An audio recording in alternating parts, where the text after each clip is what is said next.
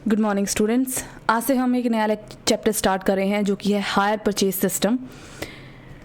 Chapter में आगे बढ़ते हुए सबसे पहले हम लर्निंग ऑब्जेक्टिव्स देखते हैं कि आज के लेक्चर से हम क्या सीखने वाले हैं। सबसे पहले हम देखेंगे कि हायर परचेज का क्या मतलब होता है, हायर परचेज कहते किसे हैं। दूसरी चीज़ जो हम देखेंगे वो होगी कुछ लीगल प्रोविजंस, कानूनी कुछ नियम कायदे आपके हायर परचेज से रिलेटेड दिए गए हैं। कुछ राइट्स हैं, कुछ ऑब्लिगेशंस हैं जो पार्टीज इन्वॉल्व होती हैं हायर परचेज में, उनके पास होते हैं। तीसरी चीज़ हम देखने वाले हैं कि हायर परचेज सिस्टम और क्रेडिट सेल में क्या डिफरेंस है। दोनों में थोड़ी सी सिमिलैरिटी है पर ये काफ़ी एक दूसरे से डिफरेंट है, तो वो डिफरेंस हम देखने वाले हैं। और कुछ बेसिक टर्म्स भी हम देखेंगे जो हम इस चैप्टर में यूज़ करेंगे। आगे बढ़ते हैं। सबसे पहले first question, what is the meaning of hire purchase. Hire purchase का मतलब क्या होता है? इसका मतलब हम एक एग्जाम्पल के थ्रू समझेंगे। सबसे पहले एग्जाम्पल से स्टार्ट करते हैं। मान लीजिए आपको एक कार खरीदनी है और उस कार की वैल्यू है 10 लाख रुपए। अब आपके पास क्या ऑप्शन है, कैसे आप इस कार को खरीद सकते हो। फर्स्ट, जो भी वेंडर है, वेंडर का मतलब होता है जो ये कार का बेचने वाला, अभी फिलहाल जिसके पास इस कार की ओनरशिप है, जो बेचना चाहता है इसे, ठीक है।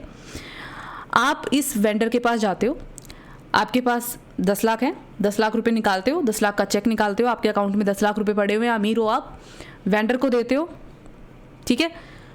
वेंडर आपको कार की ओनरशिप दे देता है। इस केस में आप हो परचेजर, क्योंकि आप परचेज कर रहे हो और बेचने वाला है वेंडर।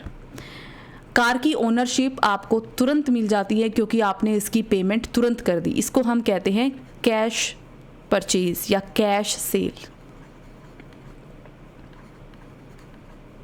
ठीक है। फर्स्ट ऑप्शन तो ये है, जैसे ही आपने पैसे दिए वैसे ही आपके पास कार की ओनरशिप आ गई। फर्स्ट ऑप्शन ये, लेकिन हर कोई इतना अमीर नहीं होता।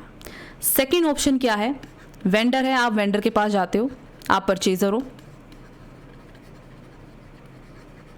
वेंडर के पास जाते हो, उसको बोलते हो भाई मेरे पास अभी फिलहाल तो इतना पैसा है नहीं, तुम एक काम करो मेरे को उधार में दे दो, ठीक है, और मैं तुमको पैसा चुका दूंगा। वेंडर कहता है ठीक है, उसको आप पे भरोसा है, जो भी आपका पर्सनल रिलेशन अच्छा है, वो आपको कार की ओनरशिप ट्रांसफ़र कर देता है और ये डिसाइड होता है कि आप जो है 2 महीने बाद या 1 महीने बाद पूरा कार का पैसा वेंडर को दे दोगे। इसे हम कहते हैं क्रेडिट सेल। लेकिन इंपॉर्टेंट चीज़ ये है कि इतने बड़े प्राइस की वस्तु आपको कभी भी क्रेडिट पे नहीं मिलेगी, ठीक है, उधार में कोई नहीं देगा। क्योंकि क्या हुआ, ओनरशिप आपको तुरंत, अब ये जो मैं लाइन बोल रही हूँ ना, इसको गौर से सुना और इसको ध्यान रखना, ओनरशिप तुरंत आपके पास ट्रांसफ़र हो जाती है। मतलब जैसे ही आपने सेल का कॉन्ट्रैक्ट साइन किया, तुरंत उस जो भी गुड्स थे, जैसे कार है, इसमें उस कार के मालिक आप बन गए, जो परचेज करने वाला है वो परचेजर उसका मालिक बन गया। क्रेडिट सेल में क्योंकि पैसा परचेजर को देना है, 1 महीने बाद देगा, वेंडर के पास इस केस में एक ही राइट रह जाता है। अगर मान लीजिए आप पैसा नहीं देते 1 महीने बाद, तो वेंडर आपसे कार वापस नहीं ले सकता, वो आपके ऊपर केस कर सकता है पैसे लेने के लिए। इसे हम बोलते हैं क्रेडिट सेल, ठीक है। लेकिन इतनी बड़े प्राइस की जो चीज़ें हैं आपको क्रेडिट पे नहीं मिलती। एक तीसरा ऑप्शन और है। तीसरा ऑप्शन है जब आप ना ही तो कैश में परचेज कर रहे हो, ना ही उसको क्रेडिट पे परचेज कर रहे हो, आप उसको कर रहे हो हायर परचेज के थ्रू। ओके,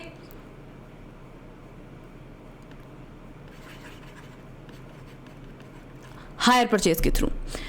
हायर परचेज में क्या होता है, वेंडर है, आप वेंडर के पास जाते हो, उसको बोलते हो भाई मुझे ये कार चाहिए। अब एक टाइम पे तो आप पेमेंट कर नहीं सकते, लेकिन आप उसको कहते हो कि आप हायर परचेज सिस्टम के थ्रू, हायर परचेज में से आप उस कार को खरीदना चाहते हो। वेंडर भी तैयार हो जाता है, ठीक है। वेंडर आपको बोल देता है भाई वैसे तो इसका प्राइस है 10 लाख, लेकिन हायर परचेज पे अगर तुम खरीदोगे तो मैं इसका प्राइस जो है 1 लाख रुपए का इंटरेस्ट जोड़ के, अब ये इंटरेस्ट का क्या चक्कर है ये भी मैं आपको बताऊंगी, 11 लाख रुपए में दूंगा। आप कहेंगे ठीक है। अब आपने ठीक क्यों बोला, क्योंकि हायर परचेज सिस्टम का क्या मतलब होता है कि आपने चीज़ तो खरीद ली, लेकिन इसकी पेमेंट आप लमसम में नहीं करते, आप इसकी पेमेंट करते हो इंस्टॉलमेंट्स में। और इतनी बड़ी चीज़ें क्योंकि आप क्रेडिट पे नहीं ले सकते उधार में, तो ये हायर परचेज सिस्टम ही इसके ऊपर सूट करता है। आप कहते हो इंस्टॉलमेंट्स में पेमेंट होगी, वेंडर के और आपके बीच में इंस्टॉलमेंट डिसाइड हो जाती है। वेंडर कहता है ठीक है हायर परचेज पे लेते हैं, 11 लाख का इसका हायर परचेज का प्राइस पड़ेगा तुम्हें, और इसकी जो इंस्टॉलमेंट रहेगी वो 11,000 की हर महीने मेरे को इंस्टॉलमेंट दे देना। ठीक है। तो 11-11 हज़ार की पूरे 10 महीने आप उसको जो है इंस्टॉलमेंट्स जो है, सॉरी 1,10,000 की मान लो, या 11-11 हज़ार की, वो जितने भी महीने की चलेगी उतने महीने की 1,10,000 सिंपल उसके लिए हम ले लेते हैं। 1,10,000 रुपये की आप इंस्टॉलमेंट उसको हर महीने देते रहोगे, ठीक है। इसे हम कहते हैं हायर परचेज पे परचेज करना। आपने हायर परचेज पे परचेज कर लिया, गुड्स आपके पास आ गए, कार आपको मिल गई। अब उस लाइन को याद करो जो मैंने आपको कहा था पहले कि ओनरशिप तुरंत ट्रांसफ़र हो जाती है सेल में। हायर परचेज में क्या होता है, वेंडर ने आपको कार तो दे दी, ये लो कार, इसकी चाबी पकड़ो, ठीक है, इस्तेमाल करो, हर महीने मेरे को 1,10,000 रुपये की इंस्टॉलमेंट दे देना, ओके, जब तक कि 11 लाख रुपए पूरे नहीं हो जाते, ठीक है। लेकिन ओनरशिप ट्रांसफ़र नहीं की। हायर परचेज में ओनरशिप तब तक ट्रांसफ़र नहीं होती जब तक कि की पूरी इंस्टॉलमेंट्स कंप्लीट नहीं हो जाती। मतलब जब तक आप इस वेंडर को पूरे 11 लाख रुपए नहीं दे दोगे तब तक कार की ओनरशिप आपके पास नहीं जाएगी। आपके पास सिर्फ इसका पोजेशन रहेगा। पोजेशन मतलब कि आप इसको इस्तेमाल कर सकते हो, गाड़ी आपके पास रहेगी, आप उसे इस्तेमाल करोगे, लेकिन उसकी मालिकाना हक अभी भी वेंडर के पास है। क्यों? क्योंकि मान लीजिए आप इंस्टॉलमेंट्स पे करने में डिफ़ॉल्ट कर देते हो, आप 4-5 इंस्टॉलमेंट तो पे करते हो, उसके बाद आप इंस्टॉलमेंट देना बंद कर देते हो, आपके पास पैसा नहीं है या जो भी वजह है नहीं देते। अब वेंडर क्या कर सकता है, क्योंकि उसने ओनरशिप ट्रांसफ़र नहीं की, सिर्फ आपको पोजेशन दिया है, वो गाड़ी वापस ले लेगा, क्योंकि अभी भी गाड़ी का मालिक है वेंडर, वो गाड़ी वापस ले लेगा और जितनी इंस्टॉलमेंट्स आपने पे कर रखी हैं वो भी अपने पास ही रखेगा। क्योंकि एक तरह से जितने भी महीने, मान लीजिए आपने 4 महीने भी उस गाड़ी को यूज़ किया है, ठीक है, तो 4,40,000 रुपये आपने उसको अभी तक दिया है, तो 4 महीने गाड़ी यूज़ करने के लिए आपने ये पैसा उसको दिया है एक तरह से, तो पैसा भी वेंडर रखेगा और गाड़ी को भी वो वापस ले लेगा, ठीक है। इसे हम बोलते हैं हायर परचेज सिस्टम। अब हायर परचेज सिस्टम का मैं आपको एक रियल लाइफ का जो एग्जांपल है वो देना चाहती हूँ। हम जब गाड़ी खरीदते हैं ना, मान लो 10 लाख की गाड़ी ही है, ठीक है, या मान लो 1 लाख की है, ये थोड़ा सा और सिंपल कर देते हैं इसको, चलो 10 लाख की है, 10 लाख की गाड़ी खरीद रहे हैं, ठीक है। जब हम इतनी महंगी गाड़ी खरीदते हैं तो नॉर्मली हम क्या करते हैं, उसके लिए हम जाते हैं लोन की तरफ, ठीक है। एक सिस्टम, एक चीज़ तो ये होती है कि वेंडर से आप डायरेक्ट जाके चीज़ ले लो, पैसा दिया चीज़ ली, ठीक है, आप परचेज़र हो, वो वेंडर है, लेकिन इतना पैसा आपके पास होता नहीं है, तो हम क्या करते हैं, हम बैंक के पास जाते हैं लोन के लिए। बैंक आपको लोन देता है, लोन का चेक देता है या जो भी है, ठीक है, आपके खाते में पैसा आ जाता है, आप चेक वेंडर को देते हो, गाड़ी आपको मिल जाती है, आरसी वारसी सब बन जाती है। लेकिन वो गाड़ी जो होती है, वो जब तक आप लोन का पैसा बैंक को वापस नहीं चुका देते, वो गाड़ी बैंक की होती है, गाड़ी की ओनरशिप बैंक की होती है, आप उसको चला रहे हो, ठीक है। अगर मान लीजिए आप बैंक का लोन नहीं चुकाते हो तो बैंक जो है उस गाड़ी को जब्त कर लेगा, ठीक है। ये हायर परचेज सिस्टम का एक एग्जाम्पल है। अब इस चीज़ को ना मैं थोड़ा सा ईजी करके दिखाती हूँ एक बार, ठीक है। मान लीजिए वेंडर है, आप बैंक के पास गए, आपने 10 लाख, आपने कहा कि भाई मेरे को गाड़ी चाहिए, 10 लाख रुपए की गाड़ी है, उसने 10 लाख रुपए का लोन दिया। तो हुआ क्या, असल में वेंडर से गाड़ी ली है बैंक ने, अब उस गाड़ी का ओनर जो है वो है बैंक, ठीक है। बैंक के और आपके बीच में एक अग्रीमेंट हुआ है, जिस अग्रीमेंट में ये चीज़ डिसाइड हुई है कि कितनी इंस्टॉलमेंट्स और कितने रुपए की इंस्टॉलमेंट्स आप बैंक को पे करोगे उस गाड़ी के बदले में, जो उसने लोन दिया है आपको, जिसकी वजह से आप ये गाड़ी चला पा रहे हो, उसके बदले में, ठीक है। इसे हम हायर परचेज बोल सकते हैं, क्योंकि बैंक, गाड़ी की ओनरशिप बैंक के पास है। अब ये जो प्राइस था, ध्यान से सुनना, ये जो 10 लाख रुपए गाड़ी की कीमत थी, ये था इसका प्राइस, ठीक है, ये इसका सेल प्राइस था या इसका कैश प्राइस था, लगा लो, कैश प्राइस बोल सकते हो आप इसे, ठीक है। लेकिन जब आप बैंक को पैसा लौटाते हो उसके लोन के बदले में, आप 10 लाख रुपए नहीं लौटाते, आप इसमें विद इंटरेस्ट लौटाते हो। मान लीजिए आप एक एग्जांपल के लिए ले लेते हैं कि आप 1 लाख रुपए इसमें इंटरेस्ट का जोड़ के 11 लाख रुपए उसको बैंक को दोगे, ठीक है, और वही 1,10,000 रुपए की किस्त बना के 11 किस्तें बैंक को देने वाले हो, ओके। सो ये जो प्राइस है जो आप बैंक को दोगे, इसे हम बोल सकते हैं हायर परचेज प्राइस, क्योंकि ये गाड़ी की कैश प्राइस नहीं है, ये वो प्राइस है जो आप हायर परचेज पर खरीदने के बदले में देने वाले हो। और हायर परचेज प्राइस हमेशा कैश प्राइस से ज़्यादा होता है, क्योंकि इसमें इंटरेस्ट का एलिमेंट शामिल होता है। इंटरेस्ट क्यों होता है ये मैं आपको बताती हूँ। आपने 10 लाख रुपए की गाड़ी खरीदी, ठीक है, और ये 10 लाख रुपए की गाड़ी जो है आप इंस्टॉलमेंट पे पेमेंट करके यूज़ कर रहे हो। आपने गाड़ी 5 महीने चलाई, ठीक है, 5 महीने के लिए आपने गाड़ी चलाई, और अगर हम इसी को 10 इंस्टॉलमेंट्स में बांट दें तो 1,10,000 रुपये की, या हम एक काम करते हैं, रुको, 10 इंस्टॉलमेंट्स में बांट देते हैं इसको।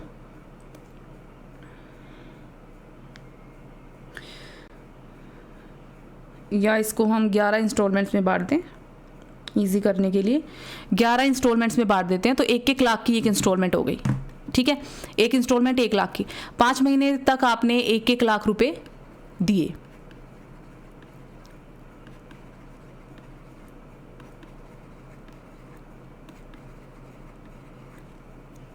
ठीक है, 5 लाख रुपए दिए आपने, 5 महीने गाड़ी इस्तेमाल करी। अब आपने गाड़ी ली है कितने प्राइस की, 10 लाख की टोटल उसका प्राइस है, ठीक है, 5 लाख रुपए आप दे चुके हो, 5 लाख रुपए अभी भी बच रहा है, आप गाड़ी को इस्तेमाल कर रहे हो। वेंडर के नज़रिए से सोचो, मान लीजिए मैं वेंडर हूँ मेरी गाड़ी थी, मैंने हायर परचेज पे बेची है, ठीक है, अब गाड़ी भी मेरे पास से गई और जो पैसे आने थे 10 लाख रुपए वो भी मेरे पास पूरे नहीं आए। अगर आप 10 लाख रुपए मुझे दे देते तो मैं उन 10 लाख रुपयों को कहीं इन्वेस्ट कर सकती थी, मैं उन 10 लाख रुपयों को कहीं भी इन्वेस्ट करके इंटरेस्ट कमा सकती थी। लेकिन अब क्या हुआ, मेरे 10 लाख रुपए भी आपके पास फंसे हुए हैं और मेरी गाड़ी भी आपके पास है, तो वो जो इंटरेस्ट का मेरे को लॉस हो रहा है वो मैं किससे रिकवर करूँगी, आपसे रिकवर करूँगी। आपने मेरे को अभी तक सिर्फ 5 लाख रुपए दिए हैं और गाड़ी खरीदी है 10 लाख रुपए की, मेरा 5 लाख अभी भी आपके पास फंसा हुआ है कैश प्राइस वाला, ठीक है, गाड़ी की जो वैल्यू थी ओरिजिनल उसका। तो ये जो पैसा आप मुझे अगर शुरू में 10 लाख रुपए दे देते और मैं इसे कहीं इन्वेस्ट करके वो जो 1 लाख रुपए का इंटरेस्ट वहाँ से कमा सकती थी, ठीक है, और उस इंटरेस्ट का मेरे को नुकसान हो रहा है, वो इंटरेस्ट मैं किससे लूँगी, जिसके पास मेरा पैसा फंसा हुआ है। आपको मुझे देना था, आप नहीं दे रहे हो एक साथ, और मेरे को उस इंटरेस्ट का लॉस हो रहा है, वो इंटरेस्ट मैं आपसे लूँगी। ये होता है वो इंटरेस्ट का एलिमेंट, इंस्टॉलमेंट पे पैसा पे करने के लिए जो आपको एक्स्ट्रा पैसा देना पड़ता है, इसीलिए इसमें एक इंटरेस्ट का एलिमेंट जुड़ा होता है। इसीलिए हायर परचेज प्राइस जो है उस कैश प्राइस से ज़्यादा होता है, क्योंकि गाड़ी भी आपने ले ली और मेरा पूरा पैसा भी नहीं दिया, और मेरा पैसा भी आपके पास फंसा हुआ है और गाड़ी तो आपके पास है ही है, ठीक है। और वो पैसा अगर मेरे हाथ में होता मैं कहीं भी इस्तेमाल कर सकती थी, मैं उसको कहीं इन्वेस्ट कर देती, मेरे को 10% की दर से उस पर इंटरेस्ट मिल जाता या जिस भी रेट से, ठीक है। तो इसीलिए हायर परचेज प्राइस को ज़्यादा करते हैं, क्योंकि इंस्टॉलमेंट्स में आप पैसा दे रहे हो। अगर मैं आपसे इंटरेस्ट ना लूँ, ठीक है, एक चीज़ होती है, मैं आपको बताना चाहती हूँ, अभी आप एक बार क्लियर कर लो तो अच्छा है। एक होती है term time value of money. Time value of money का ये मतलब होता है कि वक्त के साथ साथ पैसे की जो कीमत है ना वो कम होती जाती है। आज जो 1 रुपये की कीमत है, आज से 1 साल बाद 1 रुपये की वो कीमत नहीं रहेगी। ये लगा लो, आज से कई साल पहले 1 रुपये में जो चीज़ आ जाती थी, जितनी टॉफ़ीज़ ही लगा लो, बहुत ही सिंपल सा एग्जांपल है, तो आज से कई साल पहले 1 रुपये में जितनी टॉफ़ी आ जाती थी, क्या आ जाएंगी? नहीं आएंगी। इसे हम बोलते हैं टाइम वैल्यू ऑफ मनी। वक्त के साथ पैसे की कीमत कम होती जाती है। अगर मैं आपसे ये इंटरेस्ट ना लूँ, ठीक है, और आप मुझे ये 1-1 लाख रुपए की इंस्टॉलमेंट देते रहो, 5 महीने पूरा आपको जो है ये 1-1 लाख रुपए कंप्लीट करने में 10 महीने लग जाएंगे, ठीक है। ऐसे इंस्टॉलमेंट पूरे 10 महीने लग जाएंगे, मतलब 10 महीने के बाद मुझे 10 लाख रुपए मिलेंगे जो गाड़ी की पूरी कीमत है। लेकिन 10 महीने पहले यहाँ जब मैंने आपको गाड़ी बेची है, आज की डेट में इन 10 लाख रुपयों की जो कीमत है वो आज से 10 महीने बाद नहीं रहेगी, ठीक है। आज जो आप 10 लाख रुपए में खरीद सकते हो, आज से 10 महीने बाद वो चीज़ के लिए आपको ज़्यादा पैसा चुकाना पड़ेगा। तो अगर आप 10 महीने बाद मेरे को 10 लाख ही दोगे, इसका मतलब आपने मुझे एक तरह से कम पैसा दिया। जो गाड़ी आज आपको 10 लाख रुपए में मिल रही है, हो सकता है 10 महीने बाद ऐसी ही गाड़ी आपको 11 लाख रुपए में मिले, ठीक है। तो मेरा तो 1 लाख का नुकसान हो गया। तो इसे कहते हैं हम टाइम वैल्यू ऑफ मनी, के आज जो 1 रुपये की कीमत की वैल्यू है 1 साल बाद वो वैल्यू उसकी नहीं रहती। तो इसीलिए क्या होता है, इसमें इंटरेस्ट का फैक्टर जुड़ता जाता है कि आज जो 10 लाख रुपए की वैल्यू है, आज से 10 महीने बाद का जो 11 लाख रुपए है ना, वो आज के 10 लाख रुपए के बराबर है। ये दोनों बराबर है। आज का 10 लाख सिर्फ इस एग्जाम्पल के पॉइंट ऑफ व्यू से, ठीक है, आज का 10 लाख और 10 महीने बाद का 11 लाख एक दूसरे के बराबर है। इसलिए इसमें ये एक इंटरेस्ट का फैक्टर जोड़ना बहुत ही ज़रूरी होता है, क्योंकि आप इंस्टॉलमेंट पे कई महीनों बाद, कई सालों बाद उसको जो है पूरा कीमत चुकाने वाले हो। तो ये हो गया आपका हायर परचेज का एक एग्जाम्पल। अब आप परचेज कर रहे हो, आप इंस्टॉलमेंट में बैंक को पैसा देते रहोगे। जिस दिन आपने फाइनल इंस्टॉलमेंट पे कर दी, उस दिन गाड़ी आपकी, गाड़ी के मालिक अब बैंक नहीं रहेगा, गाड़ी का मालिक बन जाओगे आप। गाड़ी आपकी हमेशा के लिए अब आप अपने पास रख सकते हो, ठीक है। इसे हम बोलते हैं हायर परचेज सिस्टम। तो जब भी आपको कोई बड़ी वैल्यू की वस्तु चाहिए होती है, जिसको आपको परचेज करने के लिए आपके पास पैसा नहीं होता है एक ही बार में देने के लिए, एक ही इंस्टॉलमेंट में देने के लिए, तो आप उसे हायर परचेज के ऊपर परचेज कर सकते हो। और ये बैंक वाला जो एग्जाम्पल है, ये इसका एक क्लासिक एग्जाम्पल है। चाहे घर खरीदना हो या कार खरीदने की बात हो गई, इसे हम हायर परचेज में ले सकते हैं। जो पर्सन बेचता है हायर परचेज पे, उसे हम बोलते हैं हायर वेंडर, ओके। जो बेचने वाला है उसे हम बोलते हैं हायर वेंडर, और जो परचेजर होता है खरीदने वाला, उसे हम बोलते हैं हायर परचेजर। जिस प्राइस के ऊपर आपको हायर परचेज पे कोई भी वस्तु मिलती है, उसे हम बोलते हैं higher purchase price. Higher purchase price हमेशा वस्तु की कैश प्राइस से ज़्यादा होता है, क्योंकि उसमें इंटरेस्ट जुड़ा होता है। और ये इंटरेस्ट क्यों जुड़ा होता है, ये भी मैंने आपको बता दिया। हायर परचेज प्राइस में हमेशा इंस्टॉलमेंट्स पे पेमेंट की जाती है, और जैसे जब आप फाइनल इंस्टॉलमेंट पे पूरी कर देते हो, तभी आपके पास, हायर परचेजर के पास जो गाड़ी की ओनरशिप है वो ट्रांसफ़र होती है।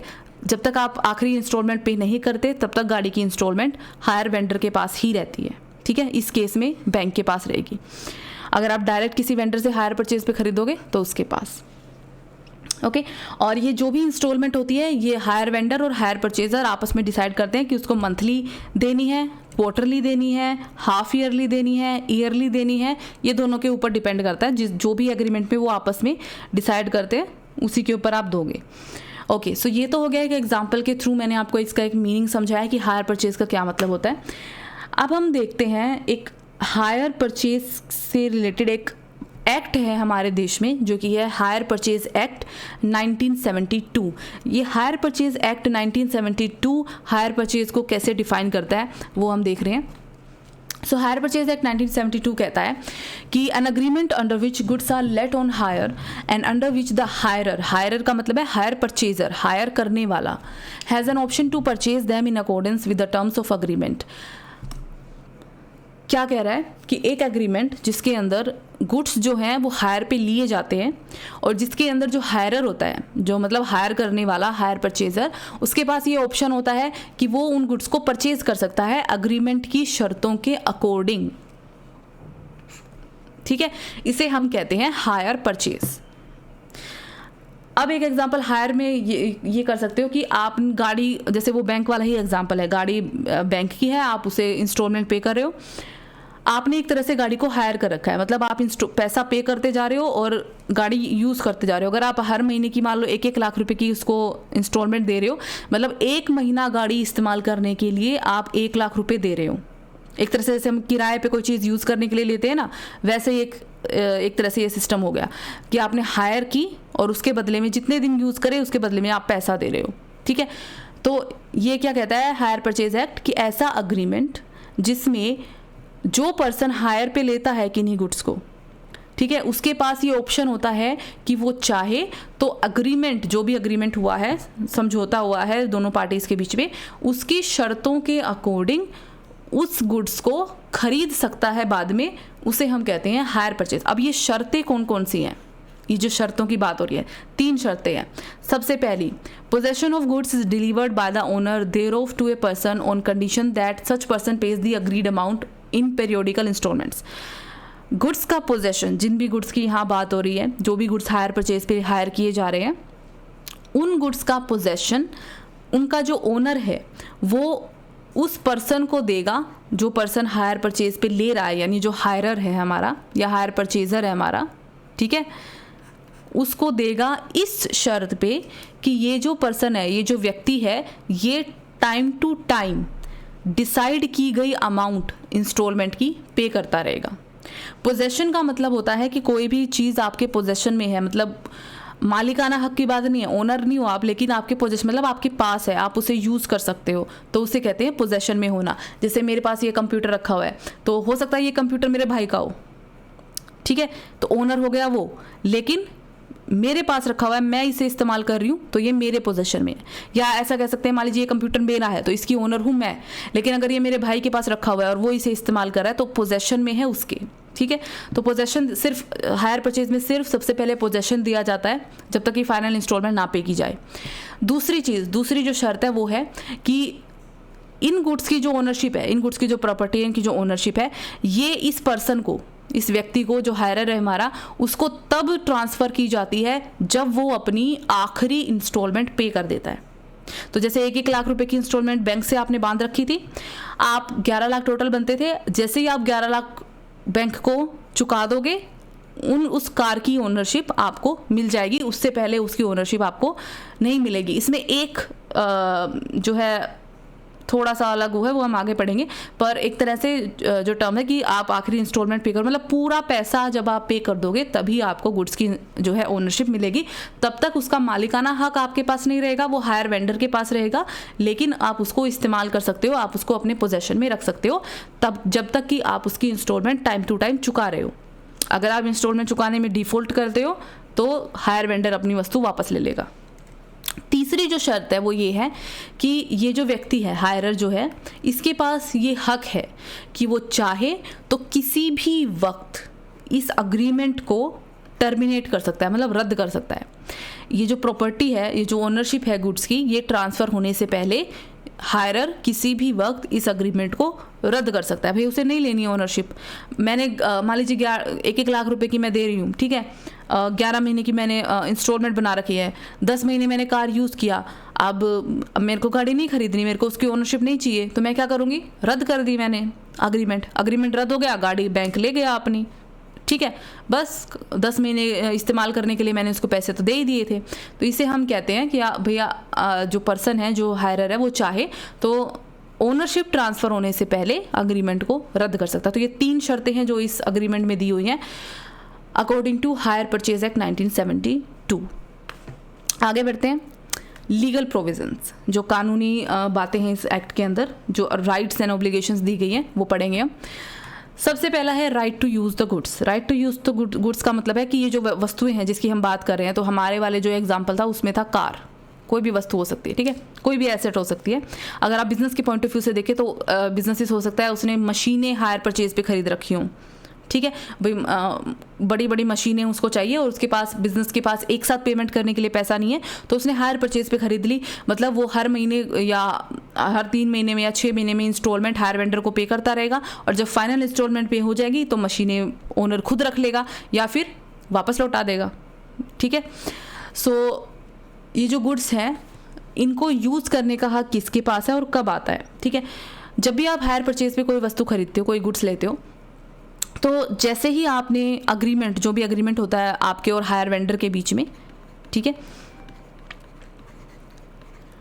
हायर वेंडर और हायर परचेज़र के बीच में जो भी एग्रीमेंट है, भाई उस एग्रीमेंट में सब लिखा होता है कि कब आपने हायर परचेज पे खरीदी है, क्या किस प्राइस, हायर परचेज का प्राइस क्या है, इंस्टॉलमेंट कितनी दोगे, कितने की इंस्टॉलमेंट दोगे, उसका उसके रुपए, और अग्रीमेंट जो है वो रिटर्न में होता है और उस पर साइन करने होते हैं दोनों पार्टी को। सो ये जो भी अग्रीमेंट आप कर रहे हो, ठीक है, जैसे ही आप अग्रीमेंट को साइन करते हो दोनों पार्टी, वैसे ही इन गुड्स को यूज़ करने का जो राइट है, इसका जो पोजेशन है, वो परचेजर के पास चला जाता है, ठीक है। इसके बाद से परचेजर इन गुड्स को इस्तेमाल कर सकता है तब तक जब तक कि वो उन गुड्स की इंस्टॉलमेंट टाइम टू टाइम पे कर रहा है। तो right to use the goods चला जाता है परचेजर के पास, हालांकि इसकी ओनरशिप रहती है वेंडर के पास। सेकंड चीज़ है पेमेंट इन इंस्टॉलमेंट्स। अच्छा, पेमेंट इन इंस्टॉलमेंट से पहले एग्रीमेंट के बारे में मैं थोड़ा बता दूं कि ये रिटर्न में होना चाहिए हमेशा। हमने जो अभी एक्ट पढ़ा है हायर परचेज एक्ट 1972, उसका सेक्शन 3 ये कहता है कि ये जो अग्रीमेंट है ये रिटर्न में होना चाहिए, और जो भी पार्टीज़ हैं उनके द्वारा ड्यूली साइंड होना चाहिए, उनके साइन होनी चाहिए इसके ऊपर। और इस अग्रीमेंट के अंदर आपका हायर परचेज प्राइस, आपका गुड्स का कैश प्राइस, ठीक है, और डेट इस हायर परचेज एग्रीमेंट की कितनी इंस्टॉलमेंट आप पे करने वाले हो, हर इंस्टॉलमेंट की में कितनी अमाउंट होगी, ये सारी चीज़ें उसके अंदर डिफाइंड होनी चाहिए। अब ये जो इंस्टॉलमेंट्स आप पेमेंट इन इंस्टॉलमेंट्स है, जो भी हायर परचेज का प्राइस जिस भी प्राइस पे आपने गुड्स को ख़रीदा है उसे आप टाइम टू टाइम इंस्टॉलमेंट्स उसके देते रहते हो, और जैसे ही आप फाइनल इंस्टॉलमेंट्स पे करते हो उन गुड्स की ओनरशिप आपके पास चली जाती है। ठीक है, अगर आप डिफ़ॉल्ट करते हो तो ओनर के पास ये हक होता है कि वो गुड्स को अपनी पोजेशन में वापस ले सकता है, आपसे वापस ले लेगा, और आपको इंस्टॉलमेंट भी लौटाने का उसका कोई भी ऑब्लिगेशन नहीं होता। नेक्स्ट है ओनरशिप ऑफ गुड्स। गुड्स की ओनरशिप किसके पास रहेगी? तो सीधी सी बात है, जब तक आप फाइनल इंस्टॉलमेंट नहीं चुकाओगे तब तक गुड्स की ओनरशिप रहेगी वेंडर के पास, वही उसका ओनर रहेगा। जब आप फाइनल इंस्टॉलमेंट चुका दोगे तो उसके ओनर बन जाओगे हायर परचेजर। नेक्स्ट चलते हैं, right of the hirer to purchase with rebate. अब जैसे कि मैंने बोला था कि जैसे ही हायर परचेजर आखिरी इंस्टॉलमेंट चुकाता है उसकी ओनरशिप ट्रांसफ़र हो जाती है। ठीक है, एक और तरीका है जब आपको हायर परचेज़र को आखिरी इंस्टॉलमेंट की पे होने तक का वेट नहीं करना होता। मतलब जो हायर परचेज़र है वो चाहे तो आखिरी इंस्टॉलमेंट की डेट आने से पहले ही वो उन एसेट को परचेज़ कर सकता है, अगर आपके पास पैसों का इंतज़ाम हो गया तो उसे क्या करना होता है, वो 14 दिन का एक नोटिस देता है हायर वेंडर को, ठीक है, कि वो इन एसेट को परचेज़ करना चाहता है पूरा प्राइस दे के। अगर वो ऐसा करता है तो उसको एक रिबेट मिलती है। रिबेट मतलब उसको थोड़ा सा जो है पूरा कम प्राइस देना पड़ता है। ठीक है, और ये जो रिबेट निकालने का तरीका है इसका एक फॉर्मूला है जो कि है 2/3 of total hire purchase charges, मतलब टोटल जो भी आपका हायर परचेज प्राइस था वो multiplied by number of installments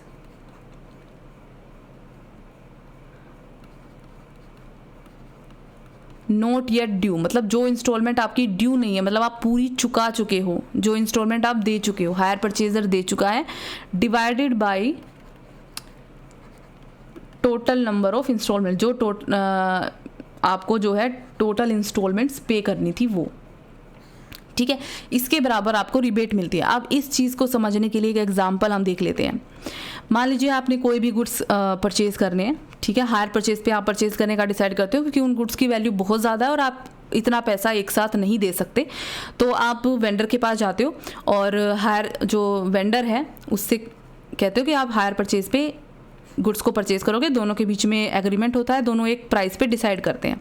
जो गुड्स आप परचेज़ करने वाले हो उनका जो कैश प्राइस है, कैश प्राइस तो है उनका 54,000 रुपये, ठीक है, लेकिन क्योंकि आप हायर परचेज पे परचेज कर रहे हो तो जो उसका हायर परचेज प्राइस डिसाइड होता है, जिस प्राइस पे आपको वो वस्तु मिलेगी वो डिसाइड होता है 72,000। और इसके साथ साथ ये डिसाइड होता है कि नंबर ऑफ इंस्टॉलमेंट जो रहेंगी, मतलब कितने इंस्टॉलमेंट्स में आप चुकाओगे, ये डिसाइड होता है कि 12 इंस्टॉलमेंट्स में आपको ये पूरा पैसा चुकाना है। ठीक है, और जो आपका हायर परचेजर है, आपने जितनी इंस्टॉलमेंट अभी तक चुका दी है, आपने अभी तक 8 इंस्टॉलमेंट चुका दी है। ठीक है, अब आप क्या करते हो कि आपकी सारी इंस्टॉलमेंट पूरी होने से पहले आप वेंडर को कहते हो कि आपके पास पैसा है, आप 14 दिन का उसको नोटिस देते हो, आप कहते हो कि आप इन गुड्स को आप खरीद रहे हो, ठीक है, पूरा पैसा चुका के। इस केस में वेंडर आपको थोड़ा सा रिबेट देता है, मतलब छूट देता है, मतलब ये जो टोटल हायर परचेज प्राइस है ना, आपको पूरा ये नहीं पे करना, आपको थोड़ी सी छूट मिल जाती है। हालांकि छूट मिलने के बाद भी कैश प्राइस से ज़्यादा ही पैसा आपको देना पड़ता है। कैसे निकलेगी ये छूट? अब कैश प्राइस हमें पता है, हायर परचेज प्राइस हमें पता है, नंबर ऑफ इंस्टॉलमेंट पता है, तो एक इंस्टॉलमेंट की जो अमाउंट है, एक इंस्टॉलमेंट में आप जो पैसा देते हो वो कितना रहेगा? टोटल आपको 72,000 रुपये देने हैं और 12 इंस्टॉलमेंट में देने हैं, तो हर एक इंस्टॉलमेंट में आपको 6,000 रुपये चुकाने हैं। ठीक है, आपको पता है आपने जो इंस्टॉलमेंट अभी तक पे करी है वो 8 इंस्टॉलमेंट पे करी है, यानी आप इसे 48,000 रुपये अभी तक दे चुके हो। ठीक है, 72,000 देने थे, 72 में से 48,000 आप अभी तक उसको दे चुके हो। ठीक है, अगर आप आप मान लीजिए फाइनल इंस्टॉलमेंट पूरी होने तक का वेट करते तो आप आगे 6-6 हज़ार की इंस्टॉलमेंट देते जाते और ये 24,000 और आपको देने होते उसे, ठीक है, 24,000 आपको और देने होते वेंडर को, फिर आपके पास ओनरशिप आती। लेकिन मान लीजिए आपके पास पैसा है आपके पास और आप पहले ही खरीदना चाहते हो, आपने उसे कहा, आप दोनों ने जो है दोनों में रजामंदी हो गई, अब आपको ये रिबेट मिलेगी। तो रिबेट कितने की होगी, इस फॉर्मूले में बस हम चीज़ें डाल देते हैं, 2/3। टोटल हायर चार्जेस कितना था आपका, 72,000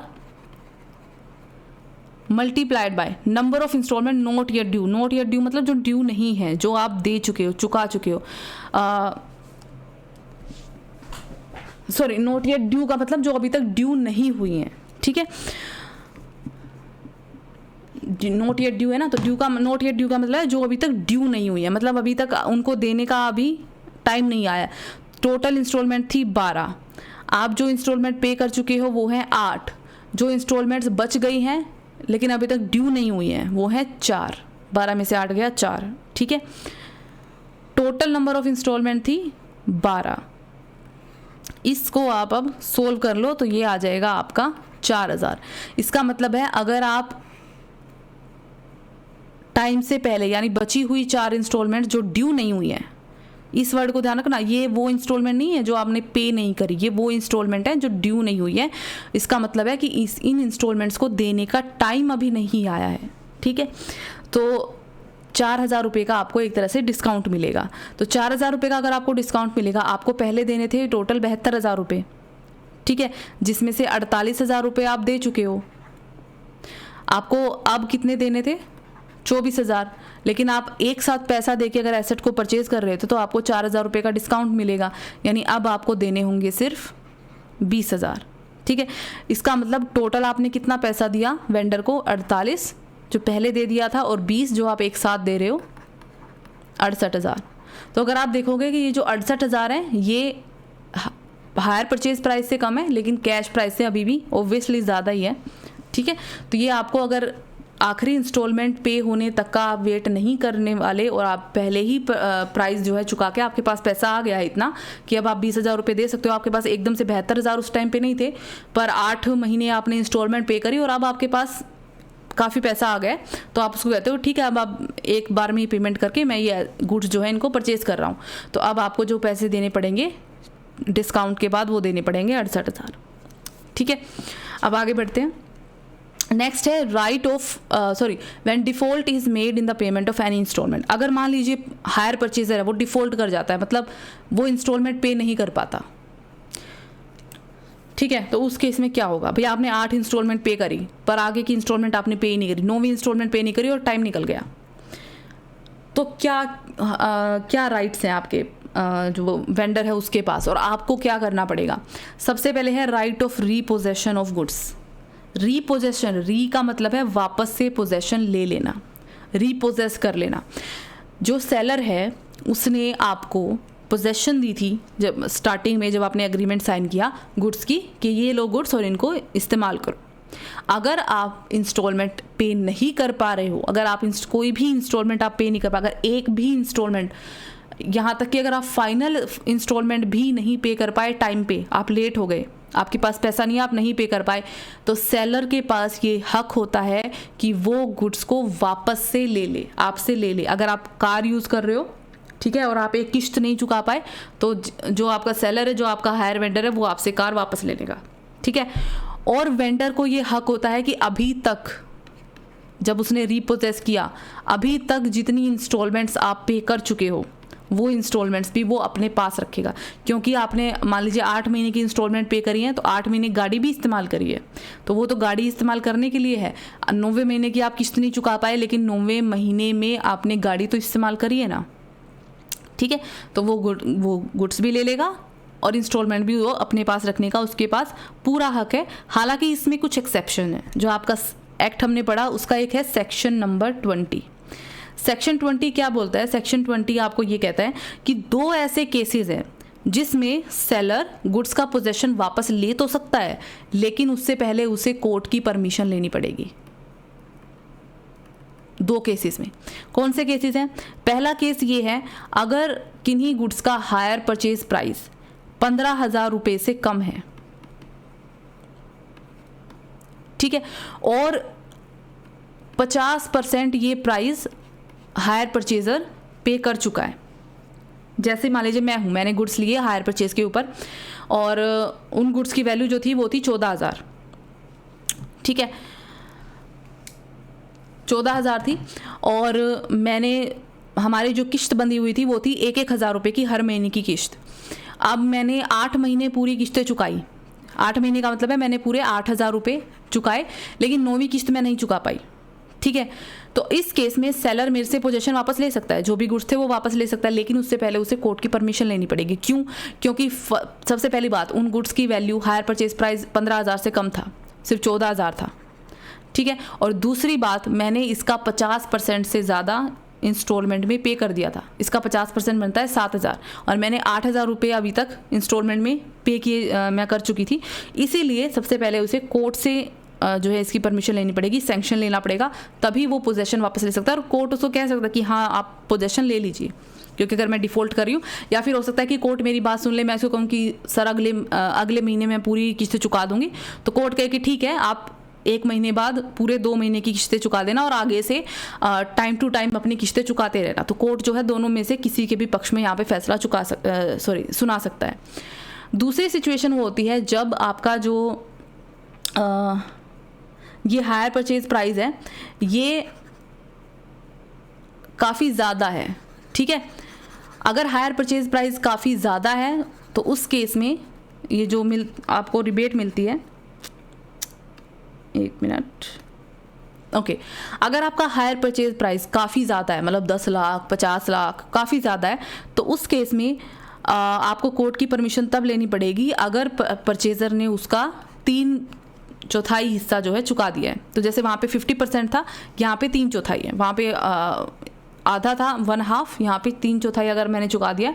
मान लीजिए 10 लाख रुपए का कोई गुड्स है जो मैंने हायर परचेज पे ले रखे थे और उसकी कई किस्तें मैं चुका चुकी हूँ, ठीक है, और 3/4 से ज़्यादा मैंने पैसा उसका चुका दिया, लेकिन एक किस्त में नहीं चुका पाई, तो वेंडर मेरे से रिपोजेशन मतलब पोजेशन वापस ले सकता है, लेकिन उससे पहले उसको कोर्ट जाना पड़ेगा, कोर्ट से सैंक्शन लेनी पड़ेगी, ठीक है। तो दोनों में बस ये परसेंटेज का फ़र्क है, अनुपात का फ़र्क है।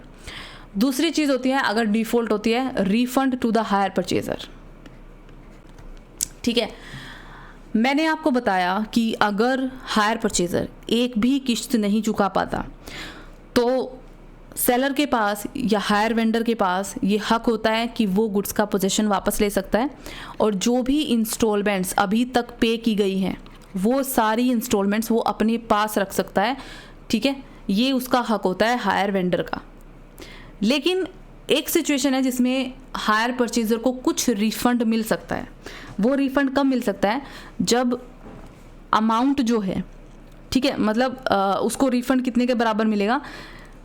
आपने हायर परचेज़र से जितनी इंस्टॉलमेंट अभी तक रिसीव करी हैं प्लस उन गुड्स की वैल्यू आज के दिन पे जो है, इन दोनों का टोटल अगर हायर परचेज प्राइस से ज़्यादा हो जाता है तो उस केस में जितना ज़्यादा होगा वो आप हायर परचेज़र को रिफ़ंड करोगे।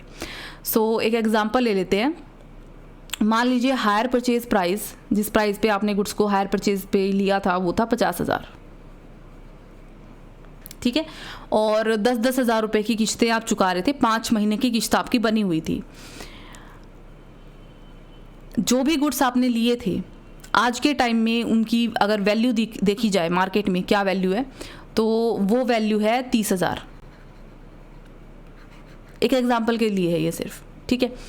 आप किस्तें चुका रहे हो और अभी तक आपने 3 किस्तें चुका दी है इसकी, ठीक है, 3 किस्तें आप चुका चुके हो। तो 10-10 हज़ार की, अगर 10,000 की एक किस्त है तो 3 किस्तें हो गई आपकी 30,000 की। ये आज के टाइम पे, आज की डेट की बात हो रही है, ठीक है। आज की डेट में उसकी वैल्यू, उस एसेट की, उस गुड्स की वैल्यू इतनी है। टोटल पैसा कितना हो गया? और हायर परचेज प्राइस था कितना? 50,000। दोनों का ये जो 10,000 रुपये का डिफरेंस आ रहा है ना, ये हायर वेंडर को वापस लौटाना पड़ेगा। क्यों? देखो एक एग्जांपल के, मान लीजिए कार की बात कर लेते हैं। मैंने कार ली हायर वेंडर से हायर परचेज के ऊपर। कार जिस टाइम पे भी मैंने ली थी, ठीक है, 3 महीने पहले, आज से 3 महीने पहले मैंने ली थी, उसका हायर परचेज प्राइस डिसाइड हुआ था 50,000, उस टाइम पे इसकी वैल्यू थी 45,000 कैश प्राइस, 45,000 की मिल रही थी ये, लेकिन मेरे पास पैसे नहीं थे 45,000 एक साथ, तो मैंने हायर परचेज पे खरीद ली और मेरे को 50,000 की पड़ी, ठीक है। और मेरे और वेंडर के बीच में डिसाइड हुआ कि हर महीने 10,000 की किस्त मैं उसको दूंगी और 5 महीने में मैं चुका दूंगी, ये हमारे बीच में डिसाइड हुआ, ठीक है। 3 महीने मैंने अच्छे से किस्त चुकाई, 30,000 रुपये चुका दिए। चौथे महीने मैं नहीं चुका पाई, ठीक है, मेरे पास पैसे नहीं है, किस्त नहीं चुका पाई, मैं डिफ़ॉल्ट कर गई, वो अपना पोजेशन वापस ले रहा है। जो इंस्टॉलमेंट मैंने उसको पे कर रखी है 30,000, इस पे भी वेंडर का हक है, क्या मुझे कोई रिफंड मिलेगा? अब देखो, उसने कार भी वापस ले ली और इंस्टॉलमेंट भी उसने रख ली, ठीक है, यानी आज की डेट में अगर वो कार को बेचने जाए तो उसको 30,000 रुपये मिलेंगे अगर वो बेच दे, ठीक है, वो खुद रख के तो क्या करेगा। और 30,000 रुपये की इंस्टॉलमेंट उसने मुझसे भी ले ली, 30,000 की कार ले ली और 30,000 रुपये ले लिए, टोटल उसने लिए हैं मुझसे 60,000 एक तरह से, क्योंकि कार का पोजेशन मेरे पास था ना, 30,000 की मेरे से कार ले ली और 30,000 में से रुपए ले लिए, टोटल उसने मुझसे 60,000 रुपये ले लिए। हमारे बीच में जो हायर परचेज का प्राइस डिसाइड हुआ था वो हुआ था 50,000, मुझे उसे देने कितने थे? सिर्फ 50,000, जबकि उसने मुझसे ले कितने लिए? 60,000, यानी उसने मुझसे 10,000 रुपये ज़्यादा ले लिए, इसीलिए ये 10,000 रुपये वो मुझे रिफंड करेगा हायर वेंडर, ठीक है। तो इन केस हायर परचेज़र अपना डिफ़ॉल्ट कर जाता है और हायर वेंडर जो है पोजेशन वापस ले लेता है गुड्स का, तो आपको ये ध्यान में रखना है कि जितना हायर परचेज प्राइस डिसाइड हुआ था, अगर उस एसेट का वैल्यू आज की डेट में और जितना पैसा हायर परचेजर से अभी तक इंस्टॉलमेंट के रूप में लिया जा चुका है, उन दोनों का जोड़ हायर परचेज प्राइस से ज़्यादा बन रहा है, तो जितना भी वो ज़्यादा बन रहा है उस डिफरेंस को आपको हायर परचेजर को वापस लौटाना पड़ेगा, क्योंकि आप दोनों के बीच में डील हुई थी 50,000 रुपये की, लेकिन आपने उससे आज की डेट में 30,000 रुपये की तो वो गुड्स ले लिए वापस, और 30,000 रुपये आप उससे वैसे पैसे के रूप में ले चुके हो, यानी उससे आप टोटल 60,000 रुपये ले चुके हो, जबकि आपकी डील थी 50,000 की, ठीक है। अगर इसी केस में मैंने सिर्फ 2 महीने की ही इंस्टॉलमेंट चुकाई होती तो उसने मेरे से लिए होते 50,000, तो अब मैं डिफ़ॉल्ट कर जाती तो 50,000 की ही उसने टोटल मेरे से चीज़ें ली हैं और पैसा लिया है, और 50,000 ही डील थी, मुझे उसे कुछ नहीं देना, ठीक है। तो ये होता है रिफंड ऑफ हायर परचेजर। अब आता है नेक्स्ट चीज़, जो कि है right to recover the arrear. Arrear का मतलब होता है कि अगर मान लीजिए कोई इंस्टॉलमेंट आप नहीं पे कर पा रहे, तो वेंडर के पास ये हक है कि वो जो इंस्टॉलमेंट का एरियर हो रहा है वो भी आपसे ले सकता है। कैसे? इसी केस को देख लो, 50,000 रुपये हमारे पास डिसाइड हुए थे, मैंने 10,000 रुपये की पहली किस्त दी, मैंने 10,000 रुपये की दूसरी किस्त दी, ठीक है। मान लीजिए 1 जनवरी को मैं देती हूँ, 1 जनवरी को या 31 जनवरी को देना है, मतलब हर महीने की 31 तारीख को, 28 फरवरी को दी मैंने, ठीक है, हर महीने के आखिरी दिन। नेक्स्ट किस्त हुई मेरी 31 मार्च की, फिर अप्रैल में मैंने गाड़ी पूरी यूज़ करी, लेकिन 31 अप्रैल को मैं किस्त नहीं दे पाई, और फिर मई में उसने गाड़ी जब्त कर ली हायर वेंडर ने, ठीक है। तो अब देखो, 1 महीना पूरा मैंने गाड़ी यूज़ करी लेकिन मैंने पैसा नहीं दिया, तो वेंडर के पास क्या हक है? इस 1 महीने का जो ये एरियर बना है ना इंस्टॉलमेंट का, वो मेरे से लेगा, मुझे उसे देना पड़ेगा इसे 1 महीने का एरियर, क्योंकि मैंने उसकी गुड्स को यूज़ किया है लेकिन उससे पैसा नहीं दिया। अगर 1 अप्रैल को ही वो ले लेता गाड़ी, अगर मैं उसको वापस लौटा देती, तो मुझे उसे कुछ नहीं देना होता, क्योंकि जितने महीने मैंने गाड़ी यूज़ करी उतने महीने के मैंने टोटल पैसे उसको दिए हैं, ठीक है। तो ये हो जाता है एरियर रिकवर करना। नेक्स्ट हम आ जाते हैं liability of hire purchaser to keep the goods in good condition. ये जो तीनों चीज़ें हैं ना, यहाँ पे मैं आपको एक चीज़ बताना चाहती हूँ। एक रिलेशन होता है बेलर और बेली का, ये आप बाद में पढ़ोगे जब आपके बिजनेस रेगुलेटरी फ्रेमवर्क लगेगा अगले साल। एक होता है बेलमेंट का अग्रीमेंट। बेलमेंट का क्या मतलब होता है? जब आप किसी व्यक्ति को किसी खास काम के लिए अपने कुछ सामान उसकी पोजेशन में देते हो और वो खास काम हो जाने तक वो वस्तु उसके पास रहती है और बाद में आप उसे पेमेंट करके सामान वापस ले लेते हो। जैसे अगर मान लीजिए आप दर्जी को अपना सूट सिलाने के लिए भी देते हो ना, तो आप दर्जी को अपना कपड़ा जिसकी ओनरशिप आपकी है उसको देते हो, यानी पोजेशन दर्जी को देते हो। कपड़ा रहेगा दर्जी के पास, किस लिए? खास पर्पज़ के लिए। खास पर्पज़ क्या है? सूट सिलने का। तो जब तक वो सूट नहीं सिलता पोजेशन रहेगी उसके पास। उसके बाद आप जब उसे पेमेंट कर दोगे तब वो पोजेशन आप वापस ले लोगे, यानी सूट उससे वापस ले लोगे। अगर आप उसे पेमेंट नहीं करोगे तो दर्जी आपको गुड्स की पोजेशन नहीं देगा, यानी दर्जी आपको वो सूट नहीं देगा। ठीक है, इसे हम कहते हैं बेलमेंट। और इसमें जो बेलर और बेली का रिलेशन होता है, यानी जो सामान देने वाला है उसे बेलर कहते हैं और जो सामान लेने वाला है उसे बेली कहते हैं। बेली का क्या कर्तव्य होता है कि जब तक वो गुड्स उसके पास हैं वो उनका पूरी तरीके से ध्यान रखे, उसमें किसी तरीके की टूट फूट और किसी भी तरीके की कोई भी खराबी ना होने दे, अपनी पूरी क्षमता से उसका ख्याल रखे। ठीक है, यहाँ पे क्या है, जो हायर परचेज़र है वो सामान को अपने पास रख रहा है, गुड्स को, जिसकी ओनरशिप हायर वेंडर की है, लेकिन पोजेशन है सिर्फ हायर परचेज़र के पास। ठीक है, इसलिए हायर परचेज़र का की ये जिम्मेदारी है कि जब तक वो सामान उसके पास है, जब तक वो वस्तु उसके पास है, जब तक गुड्स उसके पास है, वो उन्हें गुड कंडीशन में रखे, वो उनका पूरा ध्यान रखे जैसे वो अपनी चीज़ों का रखता, और किसी भी तरीके की टूट फूट अपनी पूरी क्षमता से टूट फूट होने से या खराबी होने से बचाए। दूसरी चीज़, अगर हायर परचेज़र की पूरी कोशिशों के बावजूद, मतलब उसकी पूरी कोशिशें की हो उसके बावजूद भी इन गुड्स में कोई नुकसान हो जाता है तो उसकी भरपाई सेलर को करनी पड़ती है, क्योंकि ओनर अभी भी सेलर है, मालिक सेलर है। ठीक है, हायर सेलर है, हायर वेंडर है, मालिक हायर परचेज़र नहीं है। हायर परचेज़र का काम है कि उनका अपनी पूरी क्षमता से अच्छे से ख्याल रखे, फिर भी अगर उसमें कोई नुकसान होता है तो वो नुकसान ओनर को भुगतना होगा, जो कि है आपका सेलर। ऐसे ही जो आपका हायर परचेज़र है उसके पास ये हक तो है कि वो उन गुड्स को इस्तेमाल कर सके, उन्हें यूज़ कर सके, जब तक कि उसकी जो है ओनरशिप ट्रांसफ़र नहीं होती। लेकिन उसके पास ये हक नहीं है कि वो उन्हें बेचे या उन्हें गिरवी रखे। अगर आपने कार ली है हायर परचेज़ पे, आप इसको यूज़ कर सकते हो, ठीक है, लेकिन आप इसे बेच नहीं सकते, आप इसे गिरवी नहीं रख सकते। कब तक? जब तक कि आपके पास इसकी ओनरशिप नहीं आ जाती, यानी आप सारा पैसा हायर वेंडर को दे नहीं देते जब तक अपनी लास्ट इंस्टॉलमेंट पे नहीं कर देते। तो ये कुछ आपके रूल्स एंड रेगुलेशंस थे जो हायर परचेज से रिलेटेड है। आज के लेक्चर में हम इतना ही करते हैं। नेक्स्ट लेक्चर में हम देखेंगे हायर परचेज सिस्टम और क्रेडिट सेल में क्या डिफरेंस है। इसके अलावा जो अपनी जो बेसिक टर्म्स हमें देखनी है वो भी हम अब नेक्स्ट लेक्चर में देखेंगे। सो अब नेक्स्ट लेक्चर में मिलते हैं। Thank you so much.